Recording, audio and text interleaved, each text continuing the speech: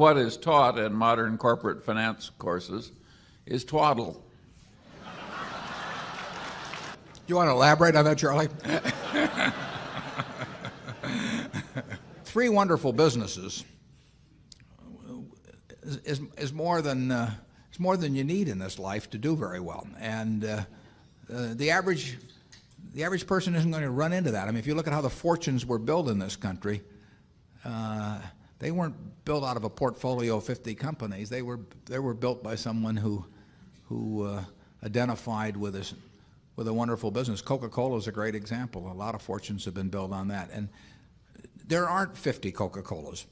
There aren't 20. If there were, it'd be fine. We could all go out and diversify like crazy among that group and get results that would be equal to owning the really wonderful one. But you're not going to find it. And the truth is, you don't need it. I mean, if you have a really wonderful business, is very well protected against the vicissitudes of the economy over time and competition. I mean, we're talking about businesses that are resistant to effective competition, and three of those will be better than 100 average businesses, and they'll be safer, incidentally. I mean, there is less risk in owning three easy to identify wonderful businesses than there is in owning 50 well-known big businesses. And it's amazing what has been taught over the years in finance classes about that. But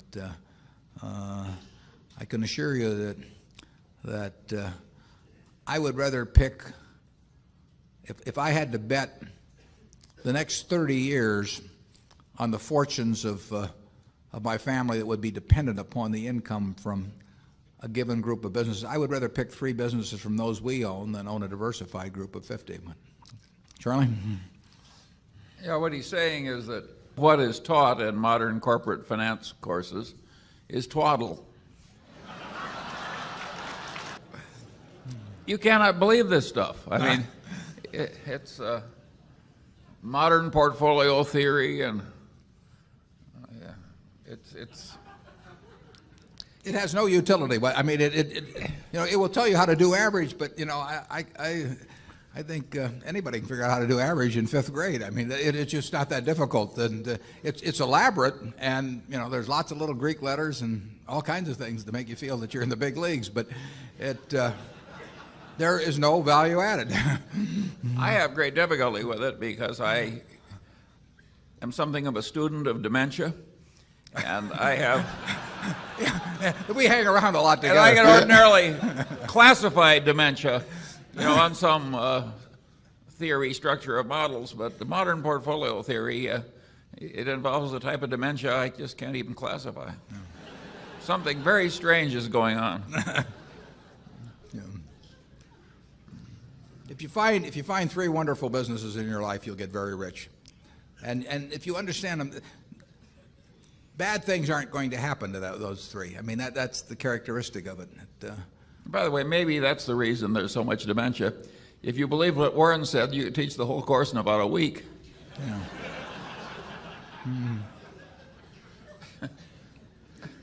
Yeah, and the high priest wouldn't have any edge over the lay people, and that never sells well. Right. But I'm thinking about not only Microsoft, but say Pfizer and J&J. All three companies which have already proven that not only do they have a great product, proven management over 10 to 15 years, great market share positions, which are not easy to get into. And I frankly don't see a big difference in the PE ratios, for example, if you say Coca-Cola, or against Johnson & Johnson or Pfizer, which are very powerful companies. I wonder if either or both of you would address that question again. Charlie, why don't you? If you have something you think you understand that looks very attractive to you, we think it's smart to do what you understand. If we'd been unable to find companies,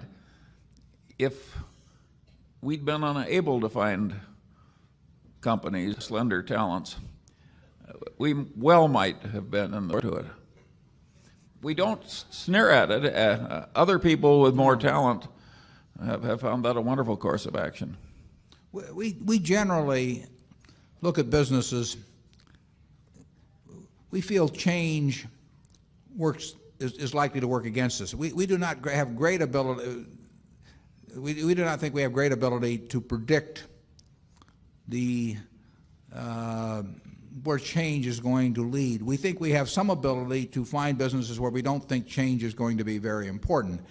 Now, at a Gillette, the product is going to be better 10 years from now than now, or 20 years from now than 10 years from now. You saw those earlier ads going back to the Blue Blade and all that. The Blue Blade seemed great at the time, but the shaving technology gets better and better. But you know that Gillette, although they had that little experience with Wilkinson in the early 60s, but you know that Gillette is basically going to be spending many multiples the money on developing better shaving systems than exist now compared to anyone else. You know, they got the distribution system, they got the believability. If they bring out a product and they say this, they got the distribution system, they got the believability. If they bring out a product and they say this is something that when they said to women to look at it in the shaving field, they wouldn't have that same credibility someplace else, but in the shaving field they have it. Those are assets that can't be built, and they're very hard to destroy.